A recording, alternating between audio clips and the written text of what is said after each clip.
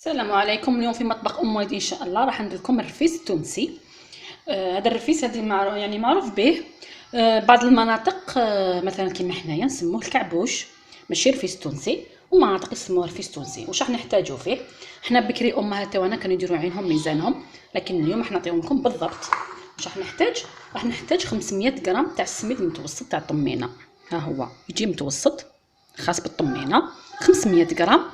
راح نحتاجو 500 غرام تاع التمر المعجون، هذا هو يعني كيما ديري السميد ديري التمر، يعني 500 غرام 500 غرام.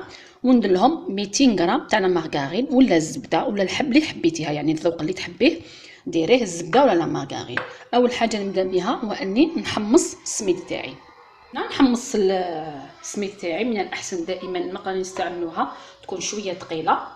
ندير السميد تاعي ونبقى نقلب فيه، ما تحبسوش تحرق باش ما يتحرقناش وما يجيش اللون تاعو ماشي شباب.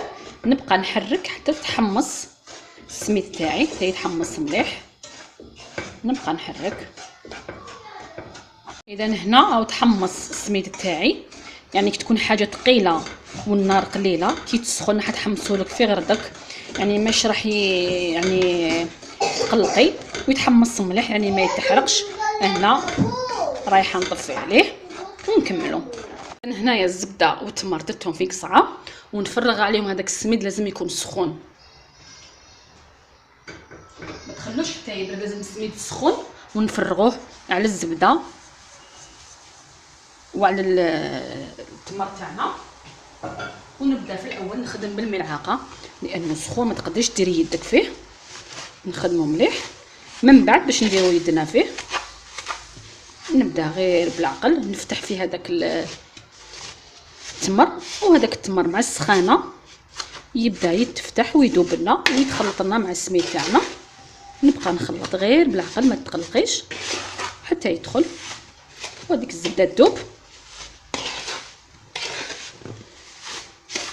بالعقل. بالك وتحرقوا رواحكم فقط. يعني هذا الرفيس يعني نديروه من زمان، يعني كانوا جداتنا وامهاتنا يعملوا يعني كميات كبيره، يعني يديروا بزاف، ما يديروش حاجه قليله ويحطوه يبعثوا للجيران، يخبوا لولادهم الكبار.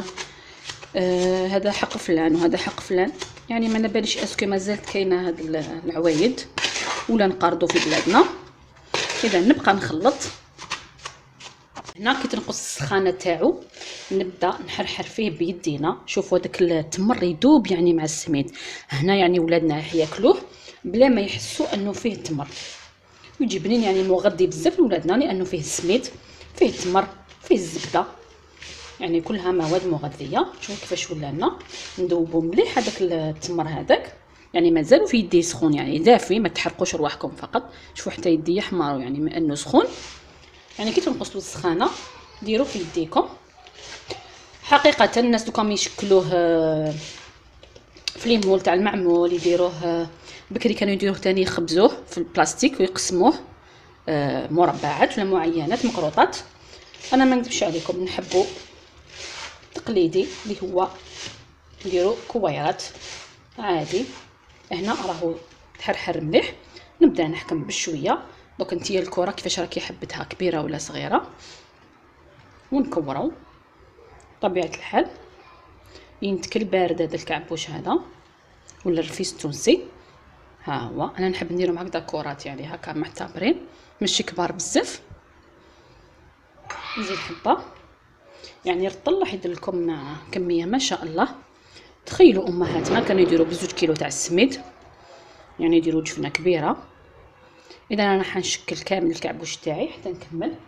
كاين يزيدوا المكسرات، لكن الوصفه الاصليه هذه هي، ما حبيتش نغير فيها.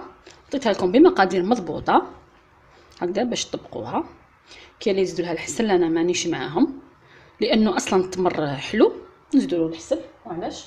اذا نكمل ونرجع لكم فيما بعد ان شاء الله. اذا ها هو الرفيس التونسي تاعنا واجد امامكم. يعني هادو من عاداتنا من التقاليد تاعنا اللي نديروهم في المولد النبوي الشريف. نديروها ونفرحوا بها وليداتنا والاهل تاعنا، ونصدقوا منها لجيراننا يعني لحبابنا. اذا ها هي امامكم وجده. راح نقسم لكم حبه باش تشوفوا، يعني هذا يقدم بارد يعني ما يقدموش سخون. نقسم لكم حبه كيفاش يجي. ها هو يعني مش راح يجي يابس، ها هو يجي طري ويجي بنين. نتمنى انها تنال اعجابكم وتجربوها. ولا عجبتكم الوصفه تاع اليوم ما عليكم غير ديروا جيم لا فيديو وتشاركوا في القناه حتى يصلكم الجديد. والى الملتقى ان شاء الله مع وصفه جديده، والى اللقاء.